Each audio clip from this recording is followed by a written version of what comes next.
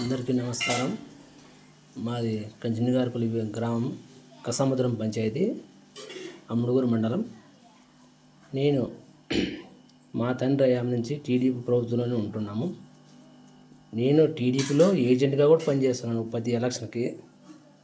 గత సంవత్సరం 2024 నుంచి తల్లికి వందనం పథకం రిలీజ్ అయింది. నాకు 2 బిడ్డలు, ఒక కొడుకు 10th క్లాస్ అవుతున్నాడు, ఒక కూతురు 8th క్లాస్ రన్నింగ్లో ఉంది. ఇప్పుడు ప్రజెంటు నాకు ఆన్లైన్లో భూమి పెట్టడం వల్ల 313 ఎకరాలు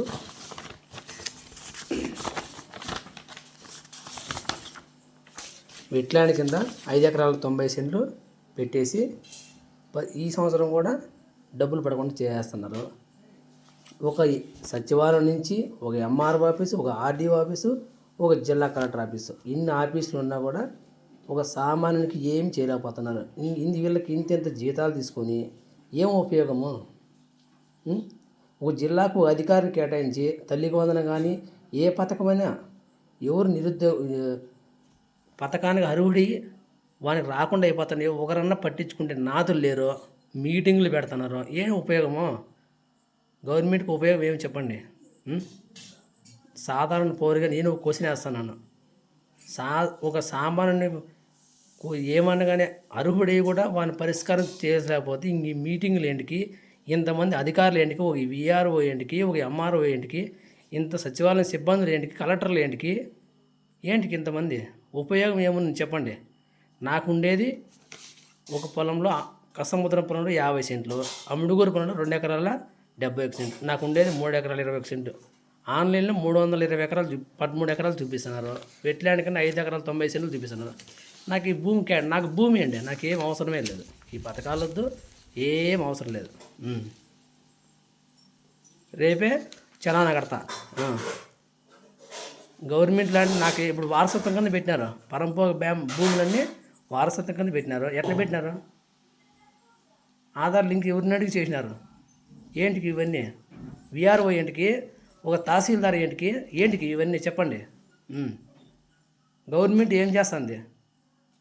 ఇవన్నీ పట్టించుకోరా? సచివాలయము కనిపించేస్తారు ఏమని? ఇన్ఎలిజిబుల్ అని. ఆ ఇన్ఎలిజిబుల్ ఎవరున్నారో వాళ్ళ పరిస్థితి ఏమే? ఒకటన్నా క్వశ్చన్ వేసే వాళ్ళు ఉన్నారా? ఒక ఎంపీడీఓ కానీ, ఒక ఎంఈఓ కానీ, ఒక కలెక్టర్ కానీ వీళ్ళు ఎవరన్నా అడుగుతున్నారా? డబ్బులు రాని వాళ్ళకి ఏం పరిస్థితి? వాళ్ళ అర్హుడికి డబ్బులు రాకుండా ఉంటున్నారా? వాళ్ళ పిల్లల పరిస్థితి ఏమి? పేదవాళ్ళ, సావుకారుల అని ఎంక్వైరీ చేసేది లేదా? నేను గత సంవత్సరం నుంచి 2025 నుంచి తిరుగుతానే ఉన్నా. విజయవాడ సచివాలయంలో కూడా అర్జీ ఇచ్చి వచ్చిన. భూమి తీసేయమంటే ఆ జాయింట్ కలెక్టర్కి పెట్టినారు ఆప్షన్, వాళ్ళకి తీసేస్తామన్నారు, తీసేయాలి. ఇప్పుడు మళ్ళీ 313 ఎకరాలు చూపిస్తుంది. ఇంకేంటికి? ఈ కలెక్టర్ ఆఫీస్ ఏంటికి? జాయింట్ కలెక్టర్ ఏంటికి? కలెక్టర్ ఏంటికి చెప్పండి? ఆఫీసుల చుట్టూ తిరిగాక సరిపోతుంది మా పరిస్థితి. వేలు పోగొట్టుకుని అర్జీలు ఇచ్చాక సరిపోతుంది. ఆ అర్జీ పరిష్కారం చేసాడు నాతుడే లేడు. ఏం చేయాలి? ఇంకా చేస్తారా చేయరా? లేదంటే నేను కోర్టుకి వేస్తా. గవర్నమెంట్ ఏం చేస్తుంది? అధికారులు ఏం చేస్తున్నారు? ఒకటే మాట నేను అడుగుతున్నా, సవాలు విసురుతున్నా. భూమి తీస్తారా, భూమి ఇస్తారా? 2. తల్లికి వందనం నాకు డబ్బులు అవసరం కూడా లేదు. వచ్చేది 26,000. మేమేందో అంత ఎంత పేదవాళ్ళము, ఏందో భూములు దున్నుకొని ఏందో పంటలు పెట్టుకుని ఇద్దరు వానలు కూడా లేవు. పడే డబ్బులు పన్నీరు. గవర్నమెంట్లు ఏం చేస్తున్నాయి? ఆఫీసులు ఏం చేస్తున్నారు చెప్పండి? చేస్తారా చేయరా? ఫైనల్గా అడుగుతున్నా. ఒక టీడీపీ కార్యకర్తగా అడుగుతున్నా.